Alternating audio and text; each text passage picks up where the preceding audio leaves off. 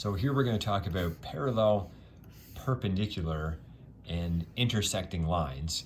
And all of these lines, of course, are still going to fit into our general linear model y equals mx plus b. So a few definitions here. Parallel lines. Lines are parallel if they are straight and they never meet.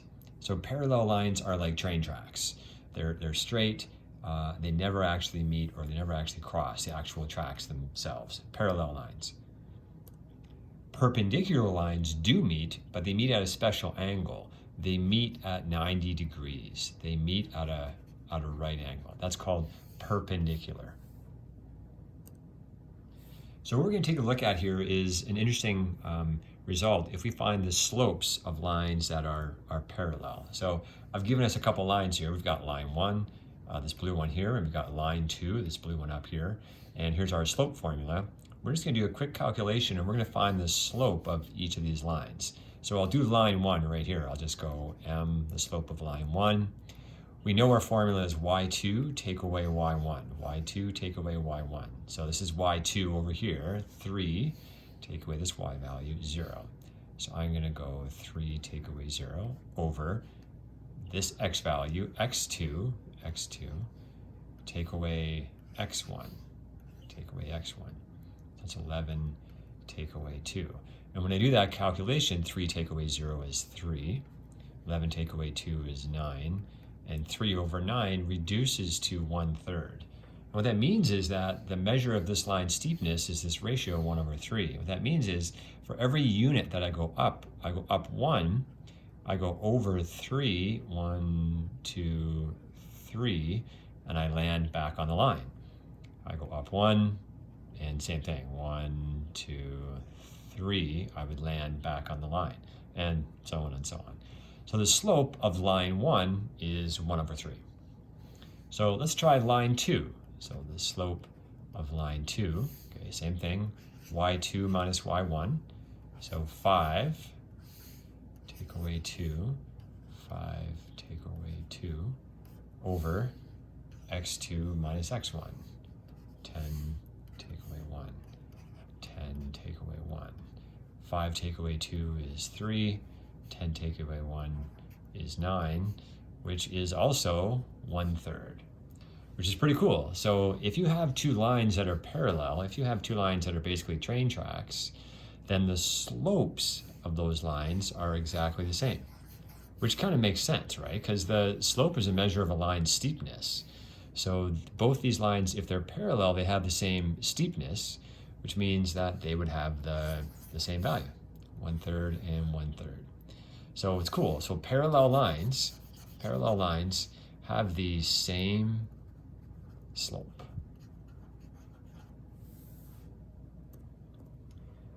And this is just the calculation I did. So the slopes of parallel lines are equal, are the same. Now, we're going to do the same thing with perpendicular lines. So same idea. We're going to have line 1 here, which is this blue one here. We're going to have line 2 down here, which is this one. And I'm going to find the slopes of each of these. So let's just find, we'll go L1 first. So the slope of line 1 is going to be y2. I'll just pick this one. So 4 take away -2.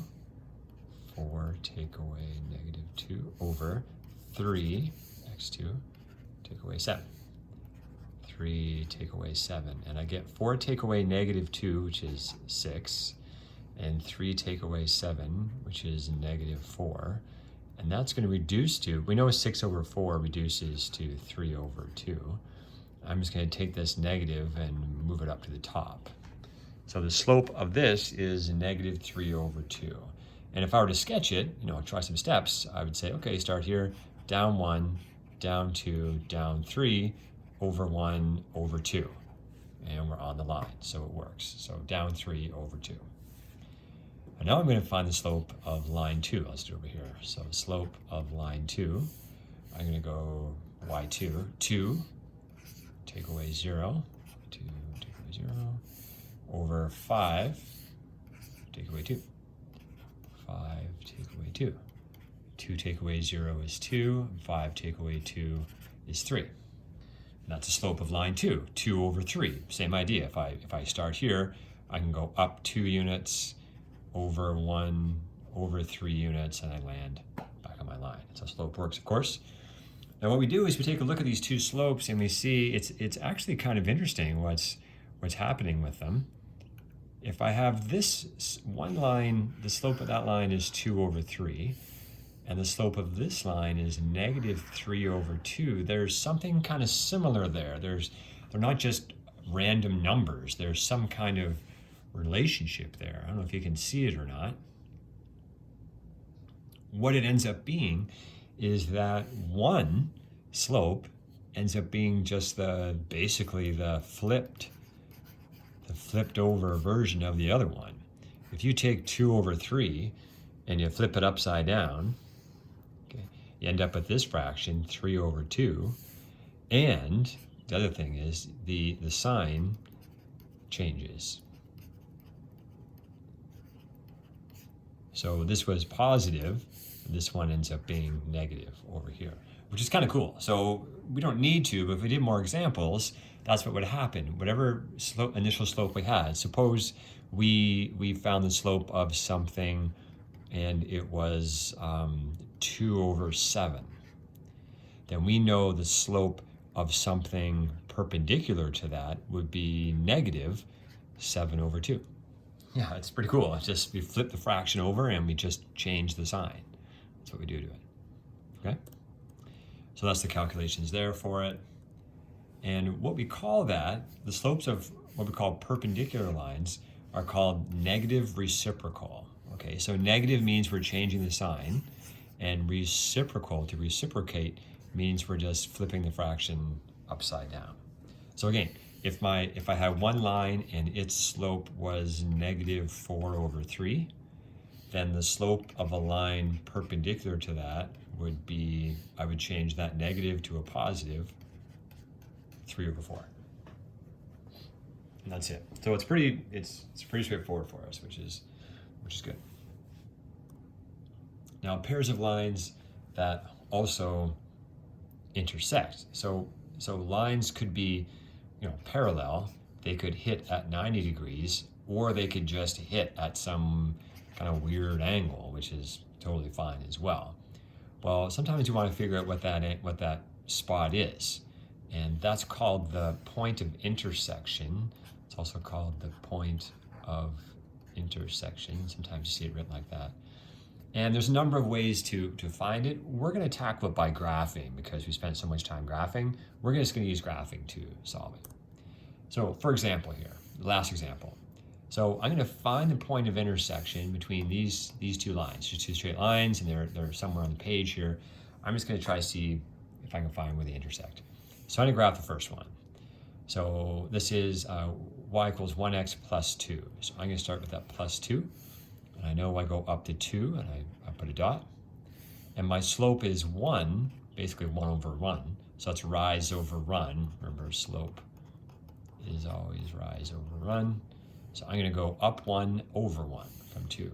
So up 1 from 2, and go up 1 over 1. Put a dot. Up 1 over 1. Up 1 over 1, up 1. You keep going. You see the pattern pretty quick. Okay, now I'm going to try to draw a straight line by freehand here. Okay, good. There, that's my first one, and it does keep going in both directions. So I'm gonna put it down like that. Okay. Now my next one. Let's change colors here. I'm gonna say, okay, well, this one tells me to start at positive 1. So here I am here, positive 1. Got it. And this slope is same thing, 2 over 1. So from 1, I'm going to go up 2 over 1. And they actually cross right there. Up 2 over 1. Up 2 over 1. Up 2 over 1. And that would be this line. I'm going to try to draw it straight. Like that. And it would also continue like that. So then, in this case, we can see it right off the bat, which is kind of cool. But then let's go green here. What I would then look for, really just by inspection, I would say, okay, where do the lines cross? And we see they're crossing right here at this point. And then I'd say, well, what is that actual coordinate? Well, that's 1, right, from the origin. I'm over 1, comma 3. 1, comma 3 would be where they are crossing. Okay, so that point, sometimes we call that the solution when we have this kind of question. So it would be, find the solution of these two equations, or find the point. It's also the point of intersection of those two straight lines. Okay, that's it.